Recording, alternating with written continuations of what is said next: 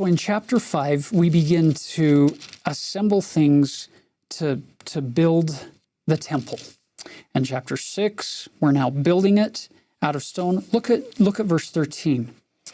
I will dwell among the children of Israel and will not forsake my people Israel. Which, by the way, many people at the Babylonian exile are scratching their head, like we talked about earlier, saying, wait, he will be among his children, the children of Israel, and will not forsake his people Israel. What happened? And it doesn't take a genius reading the accounts moving forward to know or to recognize that God didn't forsake his children. Oh, but his children forsook him over and over and over again. We're about to get to this part where the temple's built. It's important to point out that for the people, the temple was the physical manifestation of God's presence with them. And what happened is, for generations afterwards, Jews and Israelites would look to the temple to say, God is with us. Therefore, God of the universe, if he's here, no one can conquer us. No one can hurt us. And I'm going to roll this forward to the time of Laman and Lemuel, Nephi and Lehi. Lehi says, the city's going to be destroyed. Jeremiah is saying that. The people at the time are like, wait a second, the God of the universe lives here. How in the world could this city fall? It's impossible. And people felt like Lehi and Jeremiah were traitors and probably irreligious. And we have Laman and Lemuel feeling the same way. Like, they trusted because there was a building. They believed that was enough to keep them from experiencing the consequences of disbelieving God. So we have the temple being built. Temples are so important. But we can't just let the physical manifestation or representation of God's presence lead us into carnal security that means we don't have to regularly choose to be in a relationship with God. And unfortunately, that's a story we'll have over 400 years with Israelites saying, oh, we got the temple. All good, temple's there, and we'll just go on with our lives and not really pay attention to God. And what happened to Laman and Lemuel? Things did not work out. So you watch Solomon now. He builds the temple. You get all of these kings and queens of the world coming to Jerusalem, to the kingdom of Israel, and seeing his wisdom and experiencing his majesty and just the amazing blessings that God has poured out on Solomon and consequently the whole kingdom. It was like a mini empire at the time. If you look at a map, like where Egypt is and Mesopotamia, those areas had kind of been in economic decline and even imperial political decline. And at this time, Solomon in the Middle East is probably one of the, if not the most powerful king. So it's very, very interesting, this time of peace. And then eventually we're going to see they lose it because they turn away from God again. Well, here you go. So you go from chapter 10, after the Queen of Sheba comes, verse 23 says, so King Solomon exceeded all the kings of the earth for riches and for wisdom. And all the earth sought to Solomon to hear his wisdom, which God had put in his heart. And they're bringing with them riches. And you're thinking, okay, this is great. So once again, we get this story arc where he's just climbing, and he's looking to God, and he's blessing, or he's being blessed abundantly. And then we get to chapter 11. Look at the very first word of chapter 11.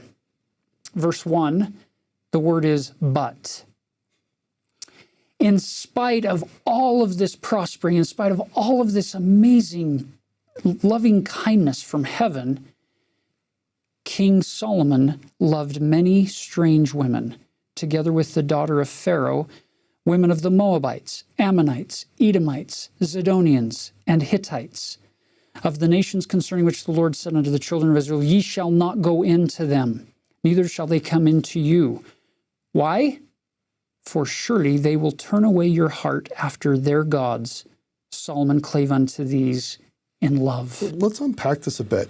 So we all know what the word love is. We want loving relationships, but there's a covenantal meaning here too, that Solomon was making political alliances. And the word strange women really means foreigners. So remember, God has everything. He says, Solomon, if you covenant to be with me, I will give you all things. Well, he gets all those things, and then Solomon says, I can make deals with all these other kings, and I can marry their daughters, and we can have political alliances, and I can get their wealth and their trade. I can have military protection. So if I marry all these princesses from all these foreign lands, I will have all this earthly protection. And so I'm going to love them. I'm going to get into covenantal relationship with all these foreigners. Now, look, I don't think God is against people making society prosperous and peaceful and protected, but it's ultimately, it seems like Solomon decided, God was okay for a while, but I'm going to put my trust in foreign kings, and I'm going to prove that trust by covenanting with them by marrying their daughters, which was a very common practice anciently. So just be careful here. It's not that the women per se were the problem. The way the text lays it out, we sometimes think, oh, these women led Solomon astray. It was that Solomon chose a political practice, and he chose to put his trust in the arm of flesh, expressed in marrying these foreign princesses as a form of a political alliance. It's a little sad that he chose to do this. Yeah, and each one of those princesses has her own pantheon of gods and goddesses, or their preferred mode of worship, idol worship, and they now introduce those into Solomon's life, thus turning his attention off of heaven and towards these other gods. And from a political standpoint, if he's been marrying these foreign women who have foreign gods, well, they believe their gods are going to protect them. And so to keep the alliances strong, Solomon is going to feel duty-bound to live according to the instructions of those false or idol gods. And that's where God's saying, listen, you can hang out with other people, just your whole alliance is supposed to be with me. You are not supposed to be having any alliances with other people where you get your instructions from them. And so, yeah, they brought these foreign practices in, and Solomon supported them as a way to keep political peace, and it created chaos in his own heart.